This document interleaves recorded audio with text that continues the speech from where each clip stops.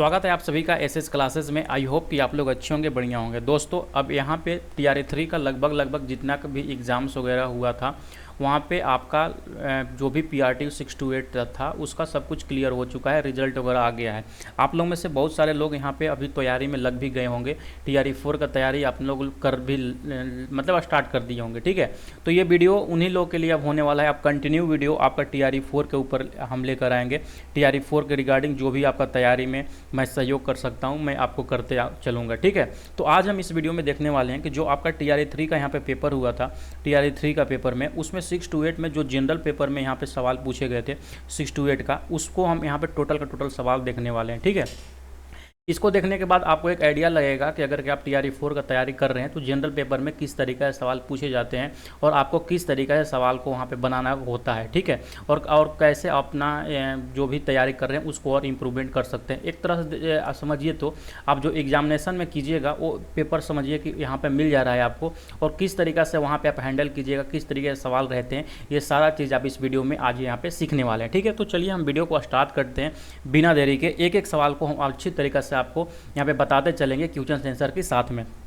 तो ये जो पेपर देख रहे हैं 6 to 8 का, ये जनरल पेपर का पेपर है। तो सबसे पहले यहाँ पे देखिएगा तो सबसे पहला ही सवाल जो आपसे पूछा गया था वो पूछा गया था किसका, मैथ का सवाल यहाँ से पूछा गया था। जो ये मैथ का सवाल था बहुत ही ईजी लेवल का सवाल था।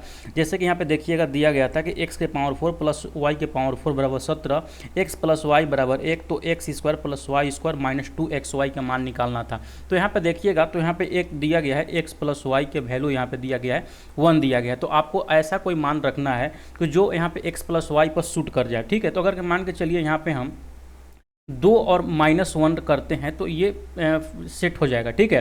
तो अगर कि हम यहाँ पे इस पे भी देखिए दो इक्वेशन दिया गया है, x के पावर 4 प्लस y के पावर 4 बराबर 1, तो ये दोनों पर हम देखेंगे कि दोनों पर सेट हो रहा है कि नहीं।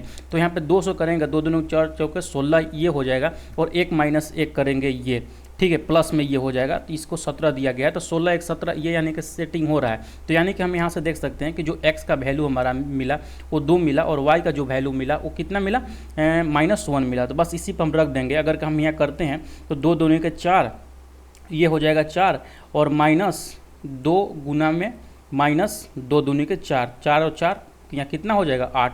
तो 8 यहाँ पे ऑप्शन नंबर है बिल्कुल ये करेक्ट आंसर होगा। आई होप कि इतना बातें आप लोग समझ गए, ठीक है। आगे चलते हैं और देखते हैं कि क्या कुछ यहाँ पे अगला सवाल आपका यहाँ पे दिया गया है। तो जैसे ही अगले सवाल की तरफ हम बढ़ेंगे, अगला सवाल आपका GK GS का यहाँ पे सवाल दिया गया है। देखिए क्या दिया गया है कि निम्न ऑक्साइड, ये सवाल देखिए कि निम्न ऑक्साइडों में कौन सा जल में घुलनशील है। तो जल में कौन घुलनशील है, CaO ऑप्शन नंबर ए देखिएगा तो वो आपका राइट होगा। ये जो CaO है वो जल में घुलनशील होता है, ठीक है।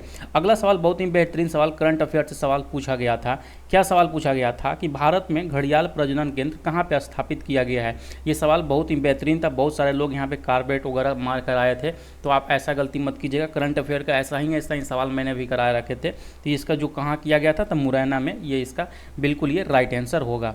अब अगला सवाल देखिएगा, फिर से एक मैथ का सवाल दिया गया था। मैथ का सवाल आप लोग 8 क्वेश्चन आपको मैथ के सवाल से देखने को मिलेंगे। तो जैसे ही इस सवाल में आइएगा देखिएगा यहाँ पे क्या सवाल पूछा गया आपसे। सवाल दिया गया है, यहाँ पे सवाल दिया है कितने वर्षों में 7500 रुपये 8% साधारण ब्याज की दर से यहाँ पे दुगना हो जाएगा। दुगना यानी कि बोल रहा है कि कितना साल में यहाँ पे 100% के वृद्धि होगा। तो 100% की वृद्धि कितना साल में पूछ रहा है कि कितने वर्षों में होगा। अब रेट ऑफ इंटरेस्ट कितना है 8%। अगर हम इससे 8 से भाग दे देंगे तो 2 चौके 8, 2 से 50, 2 दूनी के 4, 2 से 25 यानी कि 12.5 यहाँ पे ईयर ये राइट आंसर हो जाएगा। यानी कि 12.5 साल में ये दुगना हो जाएगा। तो ये इसका राइट आंसर होगा, ऑप्शन नंबर ए यहाँ पे ये करेक्ट आंसर होगा, ठीक है। अगला सवाल की तरफ बढ़ते हैं। अगला सवाल में जैसे ही आइएगा आपसे सवाल ये पूछा गया है। क्या सवाल पूछा गया है, जैसे कि देखिएगा सुभाष चंद्र बोस वाला आपसे सवाल पूछा गया था।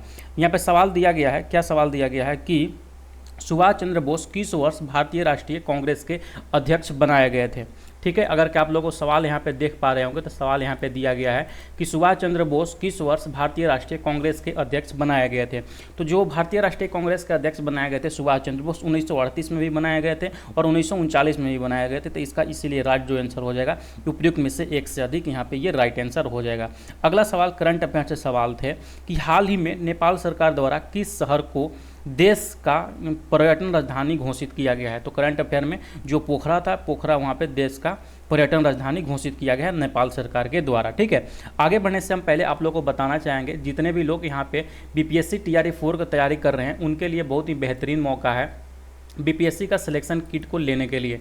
बीपीएससी का सिलेक्शन किट एक्चुअली में होता क्या है कि जो भी आपका एससीईआरटी और एनसीईआरटी नोट से बुक से यहाँ पे सवाल पूछा जाता है बीपीएससी में, उस सारा सवाल को मैंने जो भी बुक्स हैं उसमें जो भी इंपॉर्टेंट्स पॉइंट होते हैं उसको एक जगह पे कंपाइल कर दिए होते हैं, यानी कि इसको पढ़ने के बाद आपको एससीईआरटी और एनसीईआरटी पढ़ने की बिल्कुल भी जरूरत नहीं होगा। और जो भी इसमें स्टडी मटेरियल और भी चाहिए होता है बीपीएससी शिक्षक बहाली को परीक्षा को पास करने के लिए, सारा कुछ इसमें स्टडी मटेरियल आपको मिल जाएगा। ये कंप्लीट यहाँ पे ये नोट्स होते हैं। ठीक है, तो जिनको भी चाहिए होगा एसएस क्लासेस का मोबाइल एप्लीकेशन डाउनलोड कर लीजिएगा या इस दिए गए नंबर पे हमको व्हाट्सएप कर दीजिएगा। ठीक है, अगर के अभी लेते हैं आप तो आपको यहाँ पे 35% का ऑफ मिल जाएगा। जो इसका रेगुलर प्राइस है 599 रुपये, तो 599 के बदले आपको यहाँ पे 389 रुपये में ये चीज़ मिल जाएगा। ठीक है, तो उसको लेने के लिए क्या करना है कि जब आप एप्लीकेशन पे वहाँ पे एप्लीकेशन जाइएगा परचेज करने, तो यहाँ पे बाई नाउ से पहले आपको एक कोड डालना है SCLECT SELECT 35।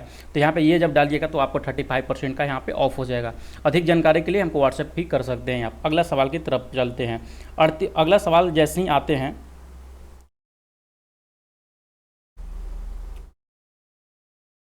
ठीक है, अगला सवाल में जैसे ही अगर के आप आते हैं तो आपसे यहाँ पे सवाल पूछा गया है। क्या सवाल पूछा गया है, जैसे कि यहाँ पे देख सकते हैं, ये सवाल पूछा गया है आपसे कि साइमन कमीशन के गठन की घोषणा कब की गई थी। अब ये सवाल जो देख रहे हैं ना, इसमें लोग इतना भर के गलती किए थे कि मैं बता नहीं सकता हूँ। हर समझिए कि 5 में से 3 बच्चा यहाँ पे गलती करके ये सवाल को आया था। सवाल पूछा गया था कि साइमन कमीशन के गठन की घोषणा कब किया गया था। ऑप्शन था, इतना नज़दीक ऑप्शन था कि 8 नवंबर 1928, 8 नवंबर 1929, 8 दिसंबर 1927, इनमें से एक से अधिक और इनमें से कोई नहीं। तो इसका जो आपका राइट आंसर होगा 8 नवंबर 1927 ईस्वी में इसका गठन हुआ था। कब? 8 नवंबर 1927 ईस्वी में। तो ये ऑप्शन में देखिएगा तो कहीं ये ऑप्शन नहीं दिया गया था, इसीलिए इसका जो राइट आंसर हो जाएगा उपयुक्त में से एक से अधिक इसका राइट आंसर होगा। ठीक है, अगला सवाल की तरफ बढ़ते हैं। 38 नंबर सवाल यहाँ पे देखिए आप लोग। 38वां सवाल पूछा गया था, निम्न में से कौन सा गैर ओहमिक प्रतिरोध का प्रतिनिधित्व करता है। तो यानी कि जो ओम्स का नियम का पालन नहीं करता है, तो ऑप्शन नंबर सी देखिएगा यहाँ पे दिया गया है, टॉर्च लाइट, टॉर्च बल्ब। ये आपका यहाँ पे करेक्ट आंसर लिया गया था बीपीएससी के द्वारा। फिर अगला सवाल यहाँ पे आपसे पूछा गया था, यहाँ पे जो सवाल पूछा गया था आपसे कि भारत में ज्वारीय एवं तरंग ऊर्जा उत्पादन के लिए सबसे अधिक अनुकूल परिस्थितियाँ कहाँ पे पाई जाती थी। ऑप्शन है खंभात की खाड़ी, गंगा नदी, कच्छ की खाड़ी या मन्नार की खाड़ी। तो इसका जो राइट आंसर हो जाएगा वो राइट आंसर होगा खंभात की खाड़ी। ऑप्शन नंबर है यहाँ पे ये करेक्ट आंसर होगा। ठीक है, अगला सवाल की तरफ बढ़ते हैं। अगला सवाल जैसे ही आइएगा आपसे यहाँ पे मैथ का सवाल पूछा गया है। मैथ का सवाल क्या दिया गया है कि 0.03125 के पावर में -2/5 दिया गया था और इसका मान निकालना है। देखिए, जनरल पेपर में जो भी मैथ का जिनको प्रॉब्लम आता होगा, आप उसको टैकल करने के लिए RS अग्रवाल का एक मैथ आता है, आप उसको अच्छे से कर लीजिएगा, वहाँ से आपका ये क्लियर हो जाएगा। क्योंकि जो मैथ पूछा जाता है ना, ईजी लेवल से पूछे जाते हैं, जैसे कि आप लोग अभी देख भी रहे होंगे। तो यहाँ से अगर के देखिएगा तो इसका अगर कि हम 5 के पावर में 5 करते हैं, यानी कि 5 बटा में कितना 0 10 यहाँ पे करते हैं, और पावर में 5 करते हैं और -2/5। तो इस तरीक़ा से इसको हम लिख सकते हैं। तो यहाँ से 5 दूनी के 10 ये हो जाएगा, ये 2 कट जाएगा, यानी कि 2 के पावर -2। तो इसका जो राइट आंसर हो जाएगा 4। ऑप्शन नंबर सी ये करेक्ट आंसर होगा। ठीक है, अगला सवाल की तरफ बढ़ते हैं। अगला सवाल 41 नंबर क्वेश्चन से। 41 नंबर सवाल बहुत ही बेहतरीन सवाल था कि भारत सरकार अधिनियम 1935 के तहत बिहार विधान परिषद के प्रथम निर्वाचित सभापति कौन थे। तो वो जो प्रथम निर्वाचित सभापति राजीव रंजन सिन्हा, ये सवाल आपसे पूछा गया था बीपीएससी के द्वारा।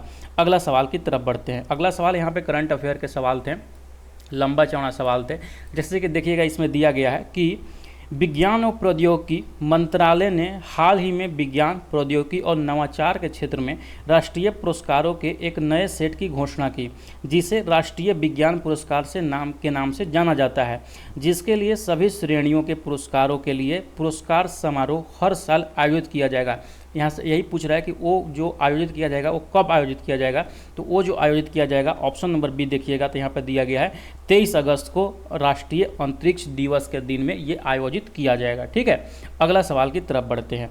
अगला सवाल यहाँ पे बहुत ही बेहतरीन INM से सवाल आपसे पूछा गया था कि केंद्रीय विधानसभा में हानि रहित बम किसने फेंका था। तो यानी कि जो बम फेंका गया था जिससे उसमें किसी को क्षति नहीं हुआ था, तो किसके द्वारा फेंका गया था, यही पूछ रहा है केंद्रीय विधानसभा में। तो बटुकेश्वर दत्त के द्वारा भेजा गया, मतलब फेंका गया था। तो ऑप्शन नंबर ए ये करेक्ट आंसर हो जाता है। ठीक है, अगला सवाल की तरफ बढ़ते हैं। अगला सवाल यहाँ पे आपसे पूछा गया था, क्या सवाल था, जैसे कि यहाँ पे देख लीजिए, ये सवाल पूछा गया था कि प्रति व्यक्ति प्रति वर्ष जल उपलब्धता के आधार पर भारत का विश्व में कौन सा स्थान है।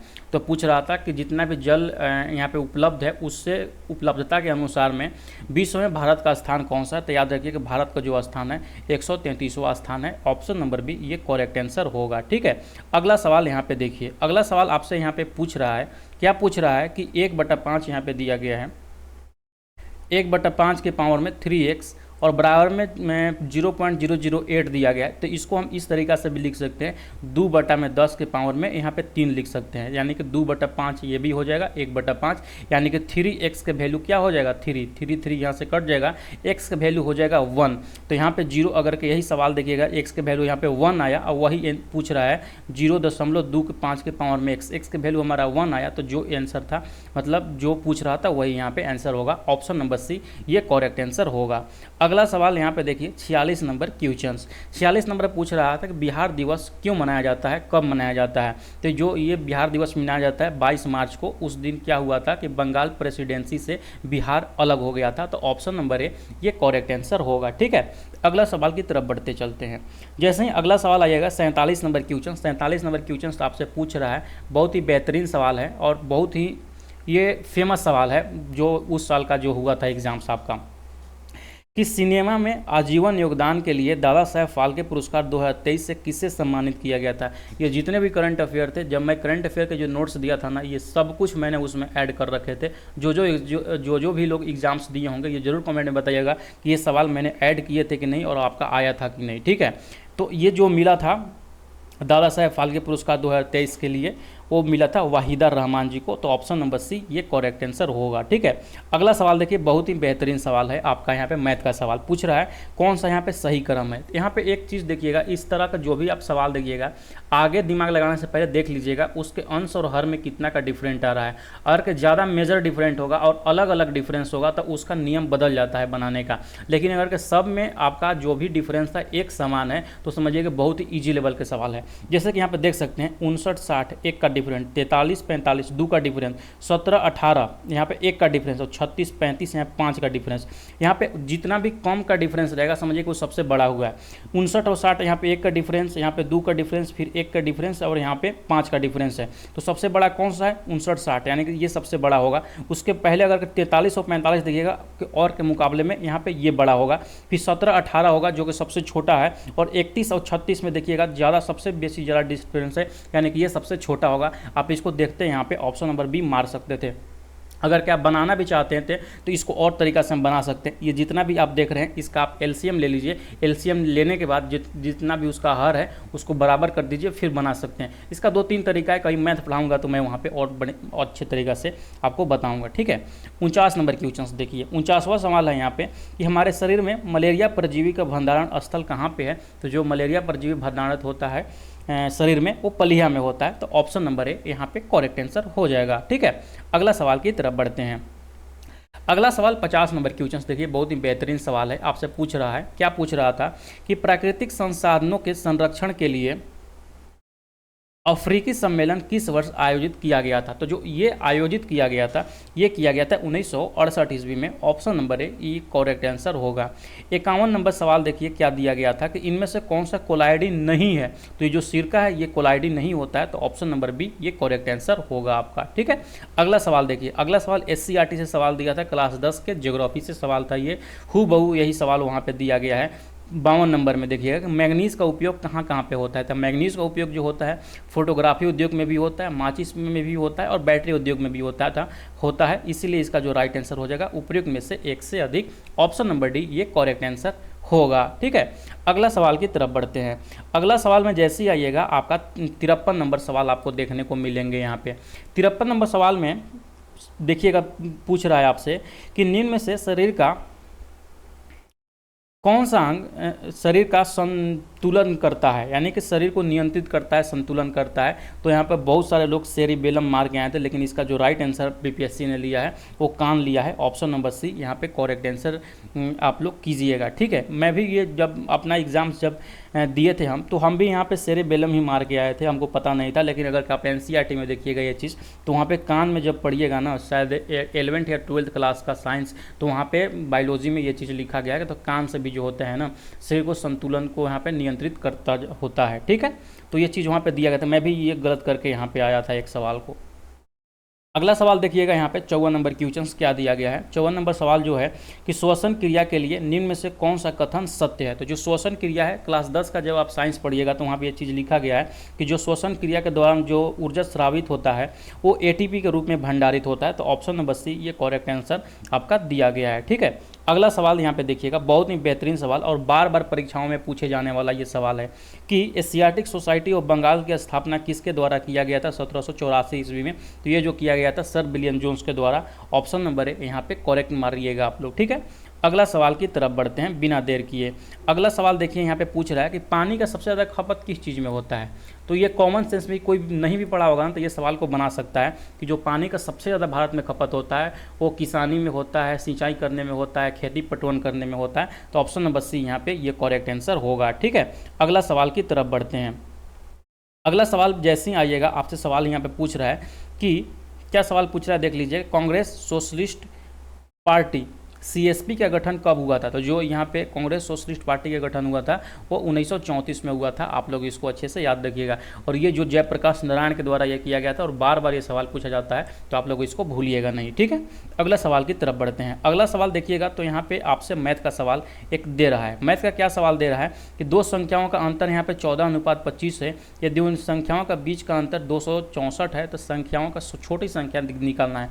यानी यहाँ पे अनुपात में दे रहा है दो संख्याओं का अंतर। तो अनुपात देखिएगा 14 और 25 का अंतर 11 यूनिट होता है। 11 यूनिट का वैल्यू दिया है, 200 यहाँ पे 64 दिया है। अगर के 1 यूनिट के वैल्यू निकालते हैं तो 11 दूनी के 22 और 11 दोनों के 11 चौ 44, यहाँ पे 24 होता है। सबसे छोटी संख्या बोल रहा है, तो इसमें 24 गुना में 14 कीजिएगा तो इसका जो राइट आंसर हो जाएगा 336। आपका ऑप्शन नंबर बी यहाँ पे सही उत्तर ये हो जाएगा, ठीक है। अगला सवाल की तरफ बढ़ते हैं। 59 नंबर सवाल आपसे बहुत ही बेहतरीन सवाल पूछा था कि जो झारखंड का घाटशिला है वो किस खनिज के लिए यहाँ पे फेमस है। तो ये जो फेमस है वो अवरह के लिए फेमस है। तो ऑप्शन नंबर सी ये करेक्ट आंसर होता है। देखिए कि ज्योग्राफी से कितने सवाल आपको यहाँ पे देखने को मिल रहे हैं, ठीक है। अगला सवाल की तरफ बढ़ते हैं। अगला सवाल जैसे ही आइएगा, यहाँ पे करंट अफेयर का सवाल था ये कि क्या सवाल था कि नवंबर 2024 में संयुक्त राष्ट्र जलवायु परिवर्तन सम्मेलन 2024 कहाँ पे आयोजित होने वाला है। तो ये जो आयोजित होने वाला था कहाँ पे, नवंबर में हो गया, मतलब मान के चलिए ये बाकू अजरबैजान में ये चीज़ें हुआ है। आप लोग याद रखिएगा। अगला सवाल यहाँ पे बहुत ही बेहतरीन सवाल ज्योग्राफी से पूछा गया था। एससीईआरटी के ज्योग्राफी क्लास 10 में पढ़िएगा तो ये चीज़ वहाँ पे दिया गया है कि जो नदी है भारत और नेपाल के बीच में जो काली नदी है वहाँ पे सीमा बनाती है। तो ऑप्शन नंबर यहाँ पे ये ऑप्शन नंबर सी ये करेक्ट आंसर होगा, ठीक है। अगला सवाल की तरफ चलते हैं।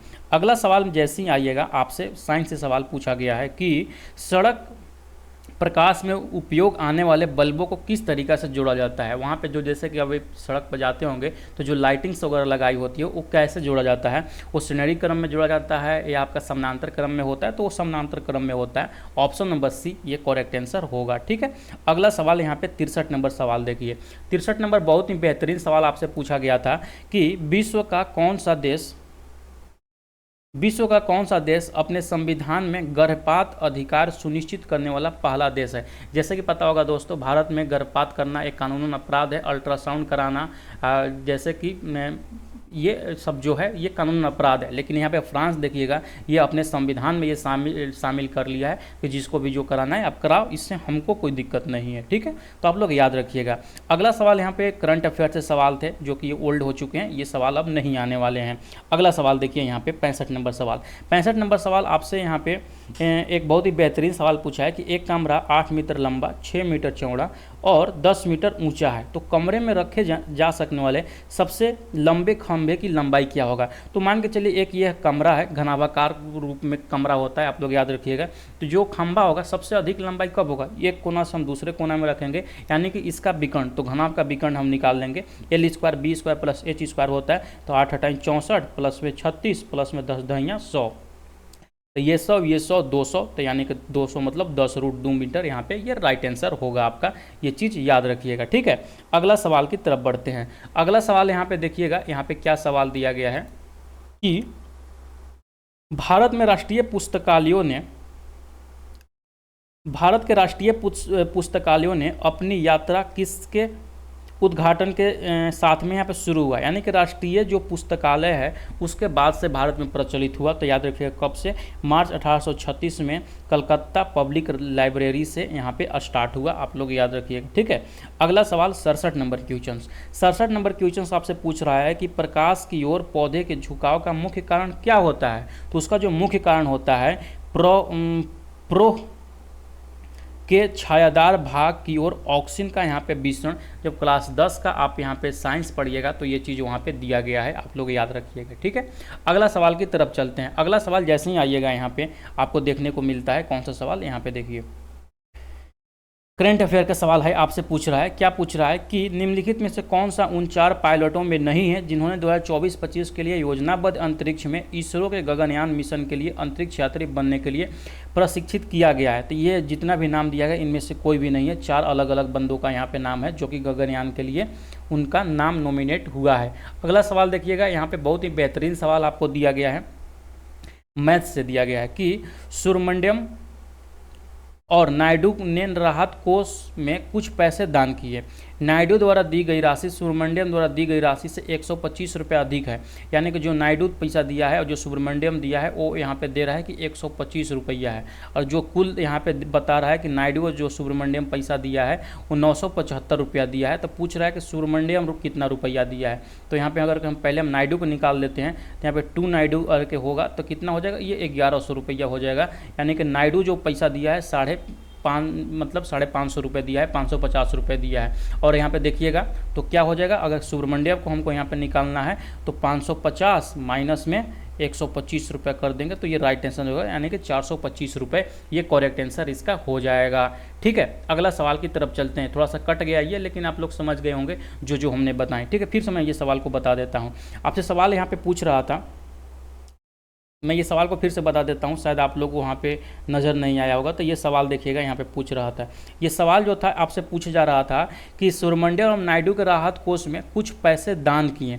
नायडू द्वारा दी गई राशि सुब्रमण्यम द्वारा दी गई राशि से 125 रुपया अधिक है, यानी कि जो नायडू दिया है, जो सुब्रमण्यम दिया है वो उससे 125 रुपये है, तो यानी कि दोनों का डिफरेंस 125 रुपये है, और दोनों कुल यहाँ पे 975 रुपये यहाँ पे जमा किया हुआ है। इसको हम यहाँ पे 975 रुपये कर लेंगे। अगर हम इसको इक्वेशन को हल करेंगे तो 2 नायडू के बराबर यहाँ पे 1100 रुपये हो जाएगा। जो नायडू रुपये देंगे वो 550 रुपये देंगे, और ये दोनों का डिफरेंस देखिएगा तो 125 रुपया है। और पूछ रहा है कि सुब्रमण्यम कितना रुपया दिए, तो इसमें से हम यहाँ पे 125 रुपये घटा देंगे तो ये कितना आ जाएगा, 425 रुपया, ये राइट आंसर हो जाएगा, आप लोग याद रखिएगा, ठीक है। अगला सवाल की तरफ बढ़ते हैं। अगला सवाल जैसे ही आइएगा आपसे यहाँ पे सवाल पूछ रहा है, क्या सवाल पूछ रहा है, यहाँ पे देखिए सवाल आपसे पूछ रहा है 70 नंबर क्वेश्चन, जो कि लास्ट क्वेश्चन होने वाला है कि जनवरी 2024 में देश के चुनाव आयोग के फैसले के खिलाफ पेशावर उच्च न्यायालय के एक फैसले द्वारा इमरान खान की पाकिस्तान तहरीके इंसाफ पार्टी को बहाल किया गया चुनावी प्रतीक क्या था। तो उसका जो चुनावी प्रतीक था, याद रखिएगा, क्रिकेट और बैग उसका चुनावी प्रतीक था। तो यहाँ पर जो भी यहाँ पे 40 क्वेश्चंस आपका TRE 3 में जो सवाल पूछे गए थे मैंने आपको टोटल का टोटल करा दिया। तो कैसा लगा सेशन ये आप लोग जरूर से जरूर कमेंट सेक्शन में बताइएगा, और नेक्स्ट सेशन किस चीज़ का रहने वाला है अगर आप कमेंट कीजिएगा तो मैं उसको कंसिडर करूँगा। अदरवाइज जो TRE 2 और TRE 1 में जो कि आपका जनरल पेपर सवाल आया था मैं उस सीरीज़ को अगला वीडियो में कंप्लीट कराने की कोशिश करूँगा, ठीक है। पढ़ते रहिए, मुस्कुराते रहिए, ज़्यादा टेंशन लेने की बात नहीं है। TRE 4 का परीक्षा होगा और यहाँ पे वैकेंसीज अच्छी खासी ही वैकेंसीज आएगी देखने को मिलेगी, ठीक है। Bye bye.